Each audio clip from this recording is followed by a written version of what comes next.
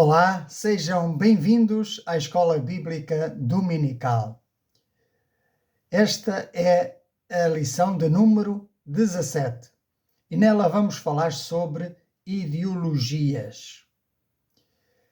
Vamos entender o que é uma ideologia, quais as suas características, vamos identificar os impactos das ideologias sobre a fé cristã. E, por outro lado, vamos ser estimulados a buscar o conhecimento bíblico para estarmos aptos a defendermos a verdade. Esta lição vai se dividir em 3 tópicos, com perguntas reflexivas e no final teremos oração. Então, o que é uma ideologia? Quando falamos de ideologia, queremos definir um sistema organizado de ideias que procuram, primeiro, interpretar a realidade, segundo, influenciar o comportamento humano e, terceiro, moldar a estrutura da sociedade.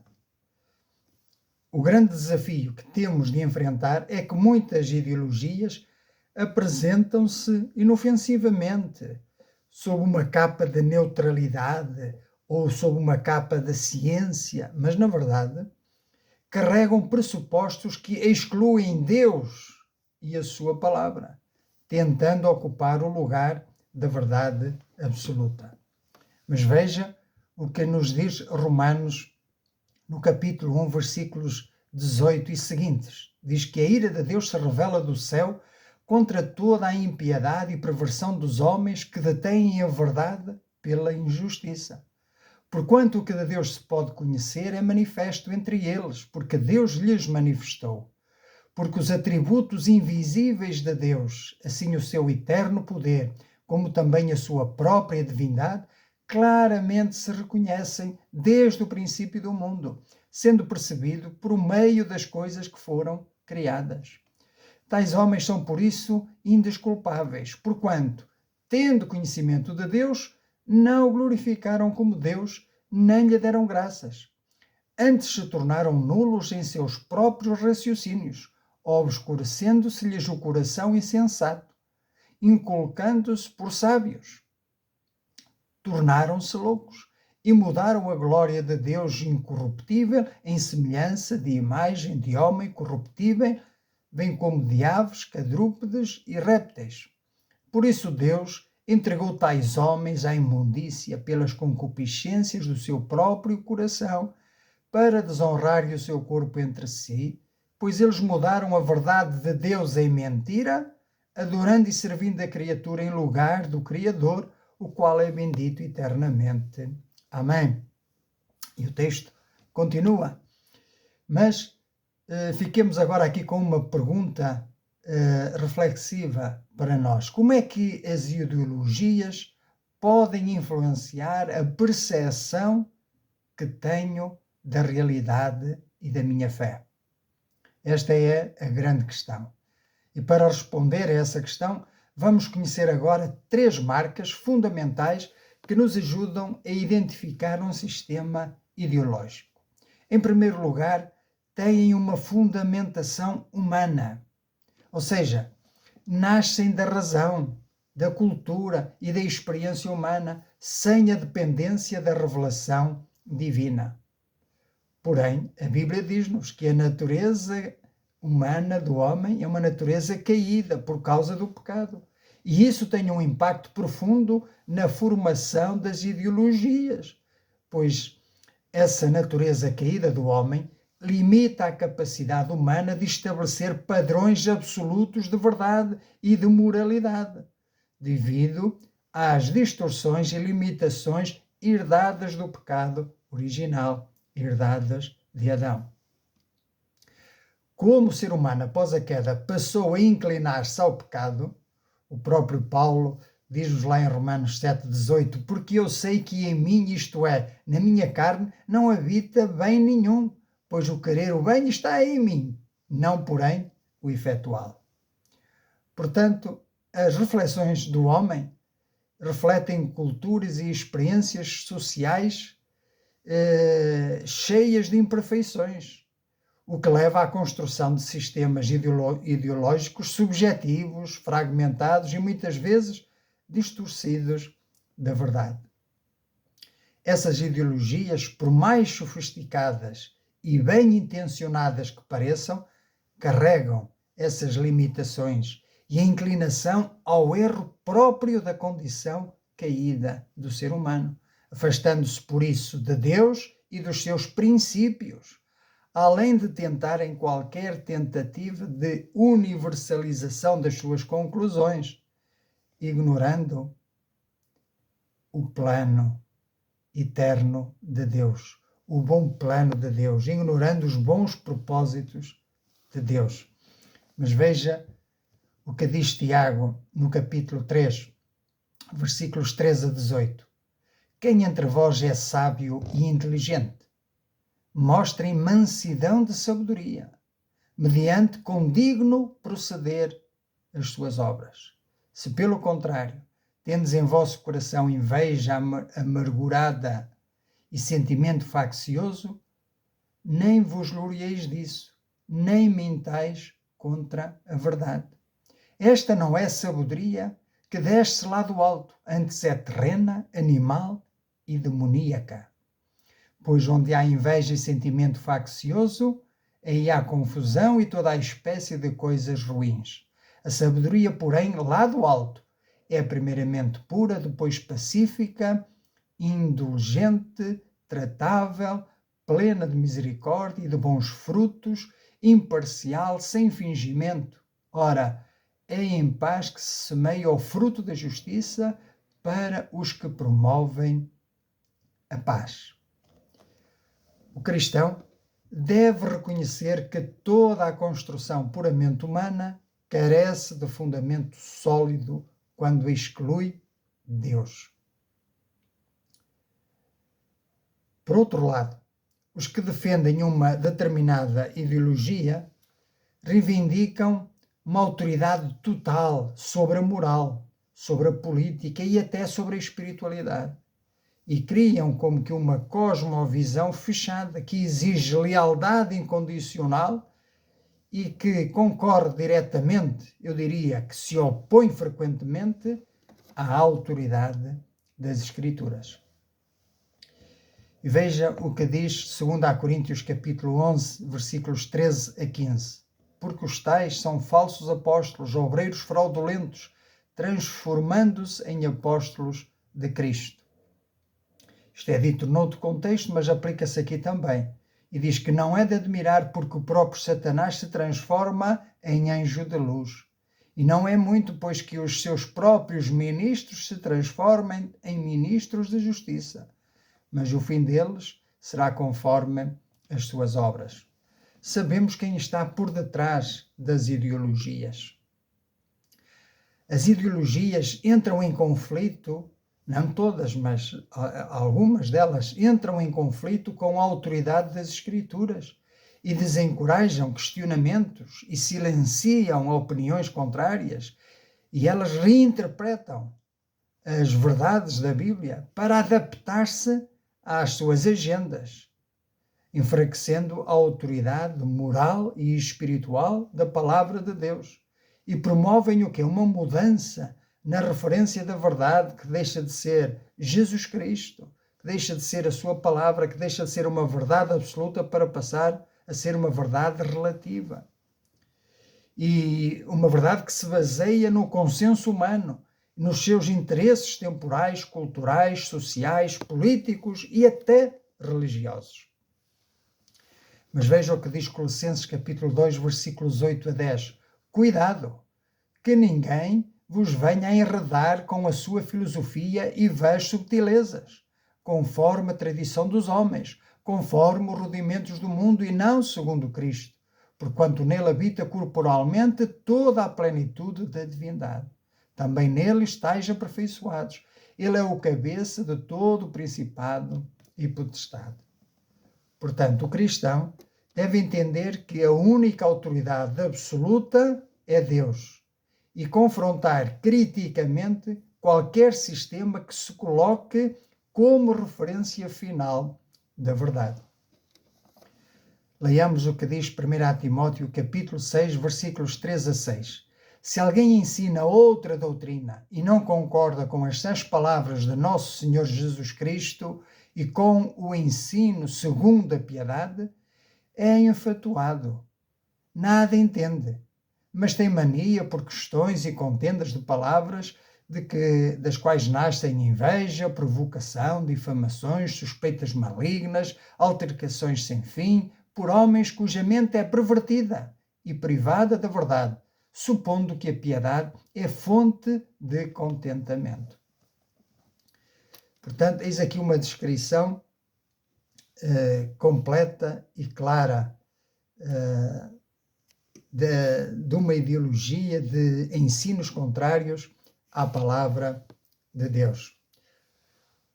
Portanto, nós vemos que os defensores de ideologias se opõem ativamente à revelação de Deus, seja por rejeição explícita ou pela tentativa subtil de reinterpretar a Bíblia para que esta se molde à sua agenda ideológica em causa.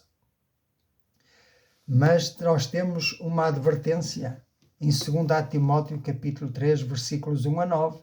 Sabe, porém, isto, que nos últimos dias sobreviverão tempos difíceis, pois os homens serão egoístas, avarentos, jactanciosos, arrogantes, blasfemadores, desobedientes aos pais, ingratos, irreverentes, desafeiçoados, implacáveis, caluniadores, sem domínio de si, cruéis, inimigos do bem, traidores, atrevidos, enfatuados, mais amigos dos prazeres que amigos de Deus, tendo forma de piedade, negando-lhe, entretanto, o poder.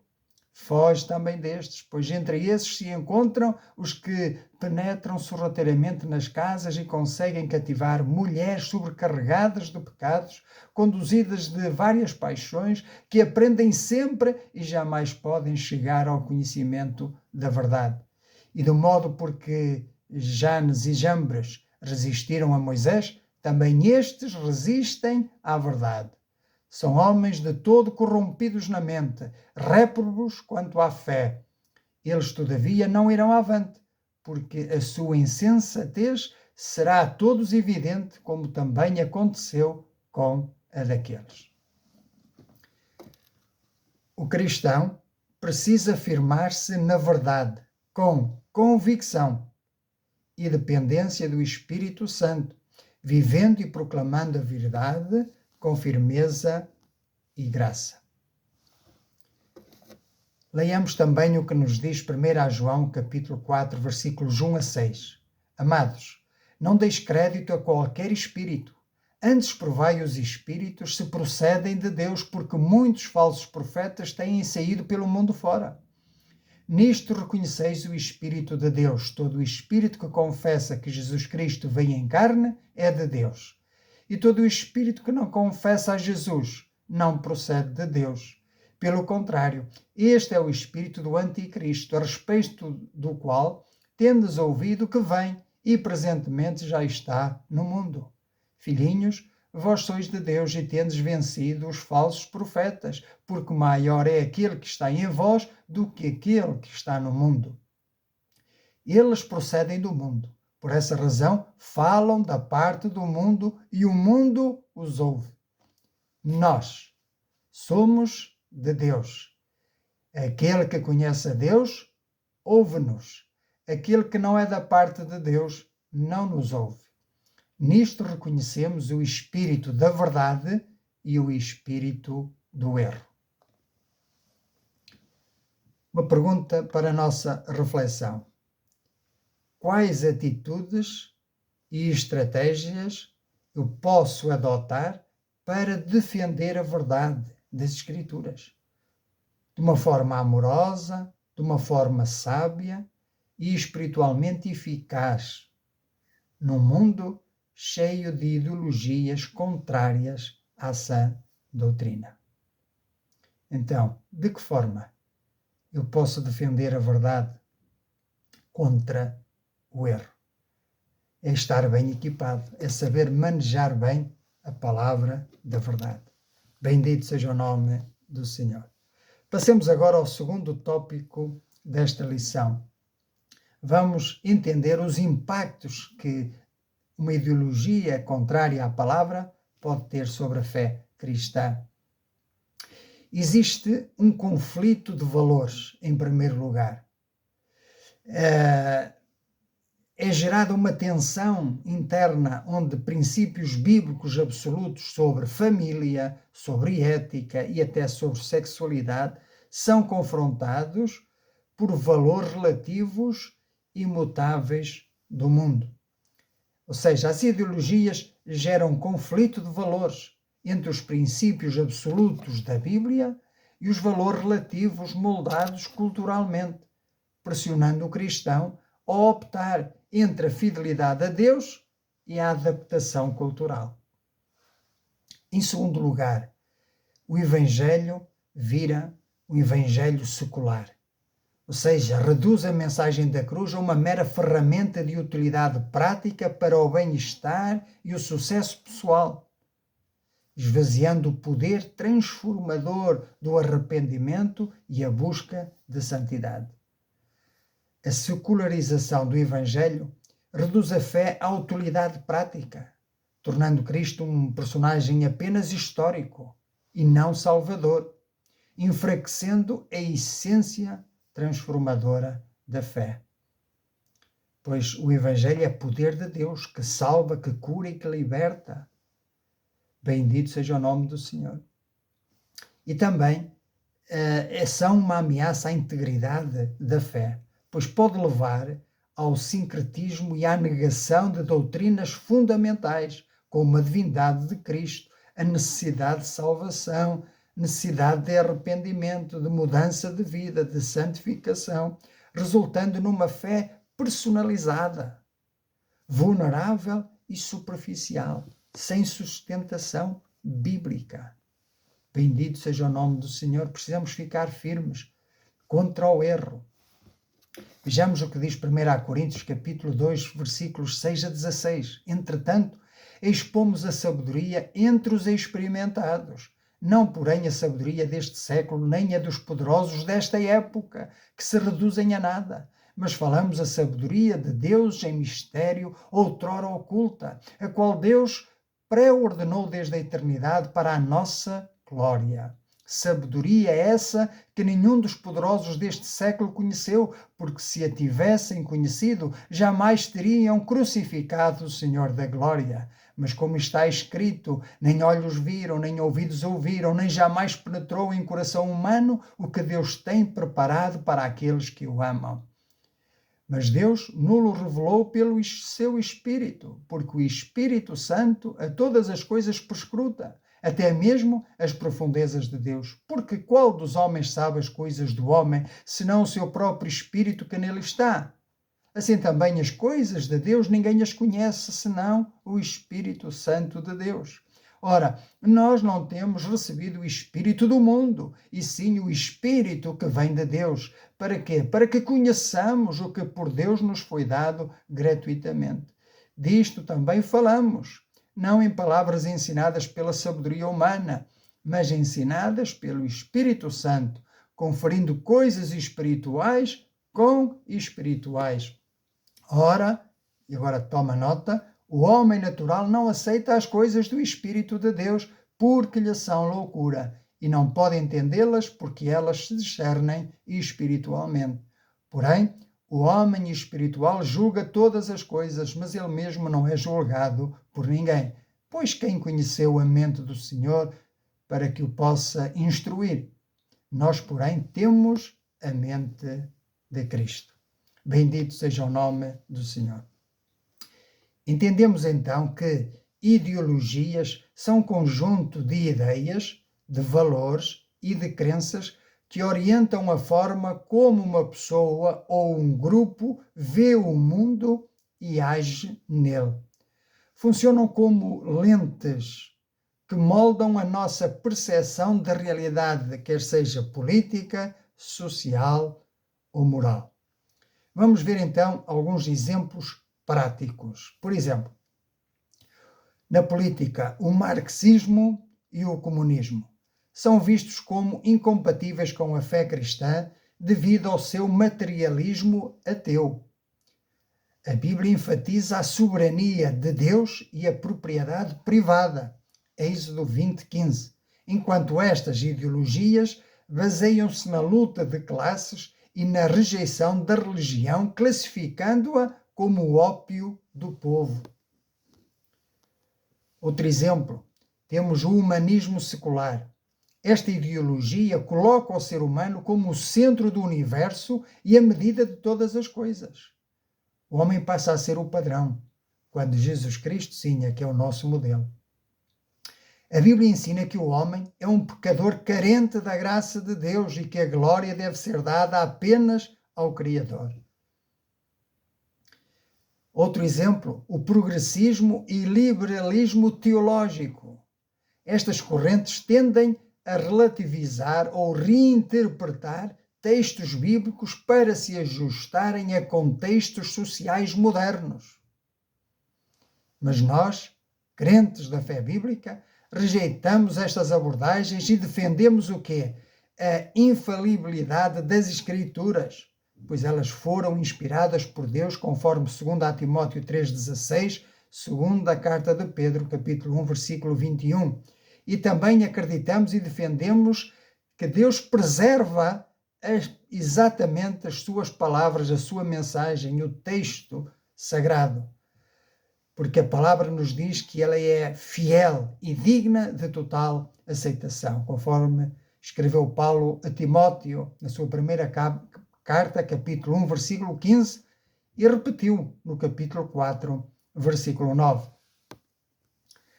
Outro exemplo, ideologia de género. É frequentemente citada como contrário ao relato bíblico da criação, conforme lemos em Gênesis 1:27, macho e fêmea os criou. Portanto, a Bíblia traduz de forma literal estas palavras, macho e fêmea os criou. Para quê? Para reforçar a distinção biológica estabelecida por Deus. E, finalmente, um último exemplo, o nihilismo e relativismo moral. Enquanto o nihilismo nega qualquer sentido à vida, o relativismo afirma que não existe verdade absoluta. A Bíblia apresenta-se como a verdade imutável de Deus, oferecendo propósito e leis morais universais e eternas. Certa ocasião, quando muitos dos discípulos abandonaram o Senhor Jesus, ele disse-lhes, e vós também quereis ir? Mas Pedro disse, Senhor, para quem iremos nós? Só tu tens palavras da vida eterna. A palavra de Deus é uma palavra eterna. Se é eterna, ela é verdadeira e é imutável. Não muda ao longo do tempo. É uma verdade absoluta. Bendito seja o nome do Senhor.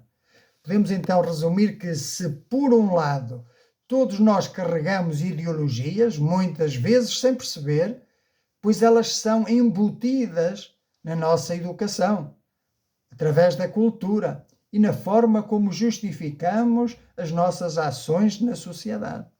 Por outro lado, qualquer ideologia que negue a divindade de Cristo, que é a autoridade absoluta das Escrituras, ou que negue a criação divina do homem, deve ser considerada contrária à palavra de Deus. Portanto, há verdades que não são negociáveis. Há fundamentos nos quais os pilares da fé se assentam e que não podem ser removidos. Perguntamos então, de que maneira as ideologias podem ameaçar a minha fidelidade aos princípios bíblicos e como posso fortalecer a minha postura diante dessas influências? Portanto, este assunto é demasiadamente importante para ser passado por alto, para ser deixado de lado.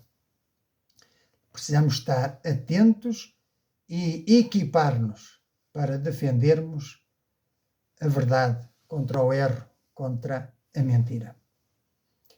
Entramos agora no terceiro tópico desta lição, que é a parte do nosso equipamento, como nos equipamos para lutar contra o erro, como fazemos a defesa da verdade bíblica. Por isso até existe uma disciplina chamada apologética, que é a defesa da fé. Como verdadeiros discípulos do Mestre, o nosso posicionamento como cristãos deve ser triplo. Vamos entender o que eu quero dizer com isto. Primeiro, ter discernimento bíblico e espiritual.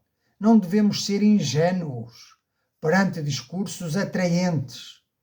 Devemos examinar tudo e reter apenas o que é bom ou reter o bem, conforme nos diz 1 Tessalonicenses, capítulo 5, versículo 21, avaliando cada ideia à luz da palavra e sob a orientação do Espírito Santo. Portanto, o discernimento bíblico e espiritual é essencial para identificar e rejeitar ideias contrárias às Escrituras, fruto do estudo da palavra e da comunhão com o Espírito Santo. É desta forma que nós recebemos discernimento espiritual, meditando na palavra e tendo comunhão, orando a Deus no Espírito Santo. Em segundo lugar, fidelidade doutrinária, permanecer na sã doutrina, reafirmar com ousadia os fundamentos imutáveis da fé. Precisamos fazer isto, sem ceder às pressões para adaptar a sã doutrina às preferências culturais do momento, aos apetites carnais do ser humano. Fidelidade doutrinária requer um compromisso firme com os ensinamentos bíblicos, resistindo às pressões culturais e garantindo coerência entre a fé e prática. Pois se tu te ensinas a outros, não te ensinas a ti mesmo. Precisamos de também ter uma vida correspondente à verdade que ensinamos. Em terceiro lugar, combate espiritual com equilíbrio. Precisamos entender que a nossa luta não é contra as pessoas, não é contra a carne e sangue, mas contra as hostes espirituais da maldade. É contra sistemas de pensamento, fortalezas criadas por demónios. Devemos usar as armas espirituais, como sejam a palavra, a oração e a ação do Espírito Santo, a nossa fé, o escudo da fé, não é? A couraça da justiça. Mantendo firmeza na verdade, sem abdicar do amor e da graça na abordagem. Devemos ser sábios. A proteção contra o erro não está na ignorância, mas no crescimento espiritual, emocional e intelectual em Cristo, não para nos ensoberbecermos, pois a Bíblia diz: não saiba mais além daquilo que convém saber, mas com humildade, com submissão, entregando-nos à direção do Espírito Santo. Bendito seja o nome do Senhor.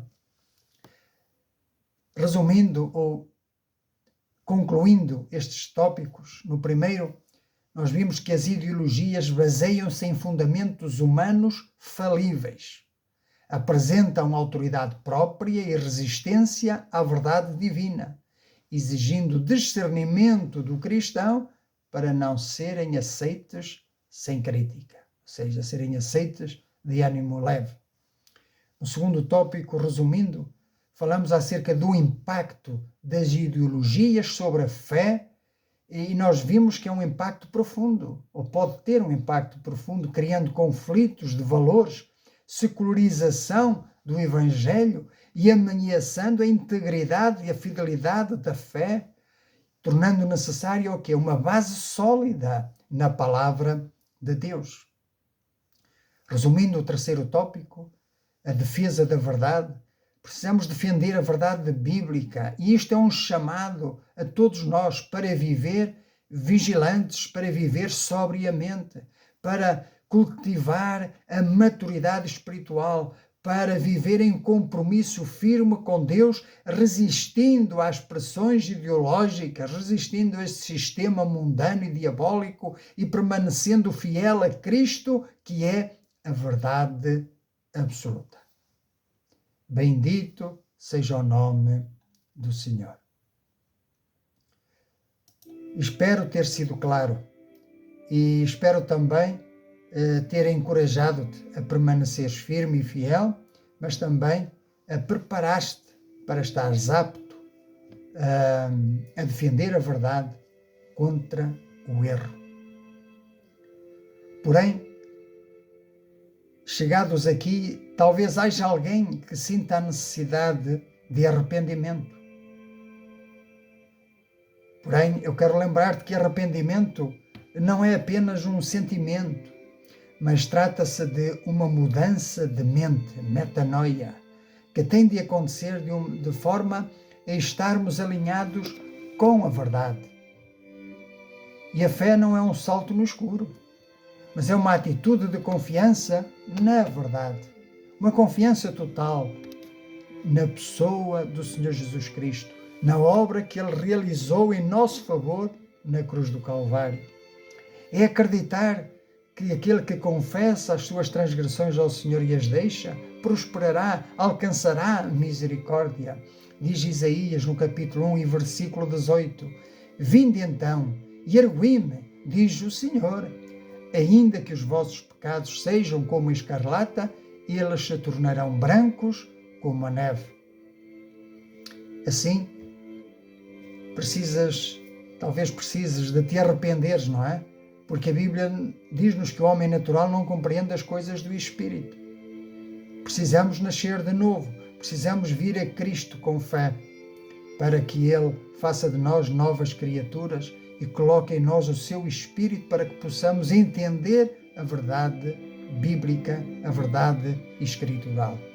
Por isso eu quero ajudar-te a dar um passo de fé nessa direção, pois é por fé que se recebem as bênçãos de Deus. Então, se o desejas fazer de livre e espontânea vontade, eu te convido a fazer tuas estas minhas palavras de oração ao Pai Celestial que nos ouve e que certamente vai responder. Então vamos orar. Senhor Deus e bendito Pai, Deus Todo-Poderoso e justo Juiz, aproximo-me do Teu trono da graça com um coração humilde e quebrantado.